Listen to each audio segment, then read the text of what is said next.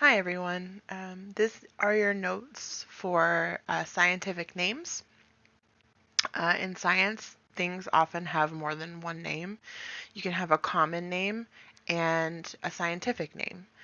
For me, like my common name is just what people call me. So like my brother calls me Manda or Manders or but my official name, my legal name is Amanda Lee DeLuca. And on all my official documents, that's what it says. Okay, so that's kind of the difference between a common name and a scientific name. And we're going to talk about what makes a scientific name. Okay, so you need to know that it's called binomial nomenclature. And so you need to know that bi means two and nomen means name in Latin. So it's kind of similar to nombre or nom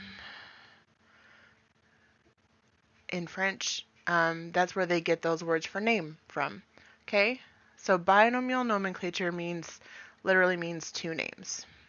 So everything in science has two names, and it goes by its genus, and then its species name, and that's how we know what certain things are.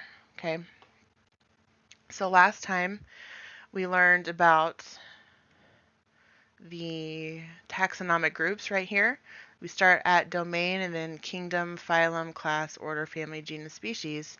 And these two right here are the two that we're going to use for our scientific names. Okay, but it's very specific in the way that it's written. And I want you to notice here that this letter is always a capital. It's very important that the first letter is always a capital. Now this letter is always lowercase. So anytime you're going to write the scientific name of a species, you have a capital letter and the lowercase letter. Okay? The other thing that you need to notice is that the whole name is written in italics. Okay? That gives it stands out more, so it's like the I on the thing or the slanty, whatever. Everything's written in italics. So these are the three things that you need to remember when you're writing or looking at a scientific name. And the first letter is always capitalized. The second name is always lowercase, and the whole name is written in italics. Okay? It's very important that you remember this. That's why I wrote remember this on your paper. Okay? So now you're going to look at some examples of a common name versus a scientific name. Okay? So you're going to write these on your paper. So the common name of this right here is a strawberry, but the scientific name is Fragaria virginiana. And this is actually one specific species. There are other species of strawberries, and it would be Fragaria, and then the species name would be different. Okay, so the dogs. You call this a dog. Scientists call it Canis lupus. And then cats, they are Felis catus. So when you hear a dog referred to as a canine or a cat referred to as a feline, that's where they get those names from. Okay, and notice that they're all in italics. That's very important. Okay, all in italics, first letter capitalized, second letter lowercase. Okay, so in addition to scientific names, when we use classification, it shows relationships of organisms to other organisms. Things that are in the same family are kind of related. Things that are in the same species are extremely related. Okay, so at some point you're going to be looking at what's called a cladogram, and they can take different shapes. So this is one example of a cladogram. this kind of V shape, and then this is what we call a nested hierarchy. You've kind of seen some of these already, but it's just showing the relationships. So if you look at A, okay, A is less related to H because it's the farthest away. Okay, it's less related because it's farthest apart.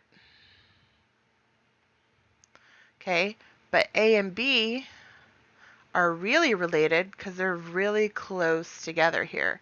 So A is most related to B because they're the closest. It's super easy. If they're far apart, they're not that related. If they're close, they're super related. And right here, down here at the bottom, and down here at the bottom, that's where they come from a common ancestor.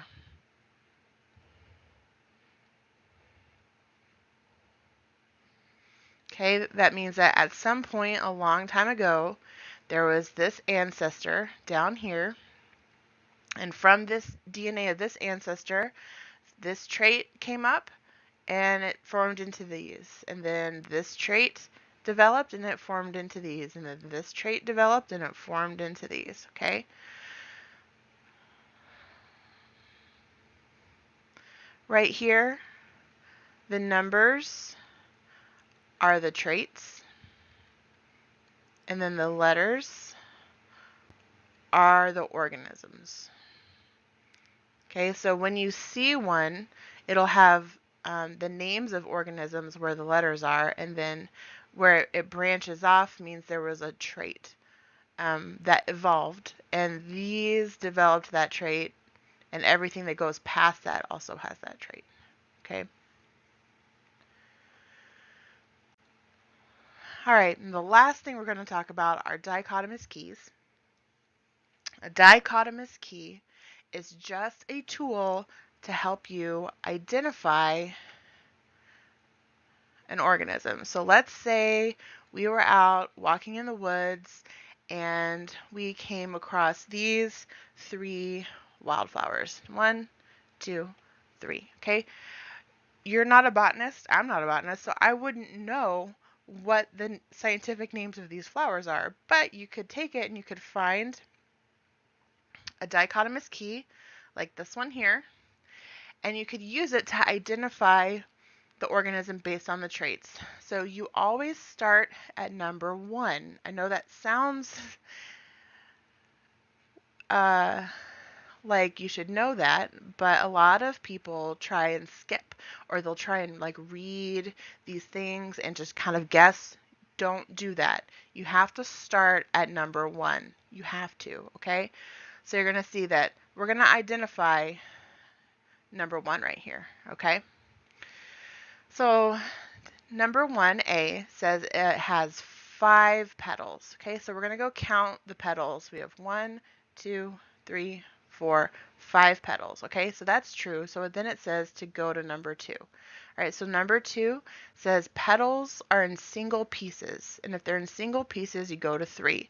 So it looks like this petal is 1 piece. This petal is 1 piece, 1 piece, 1 piece, 1 piece, okay? So that's true. So then we have to go to number 3, okay? Number 3, does it have wide, round petals? Well, they're very wide and they're very round, so yes. So that means we identified the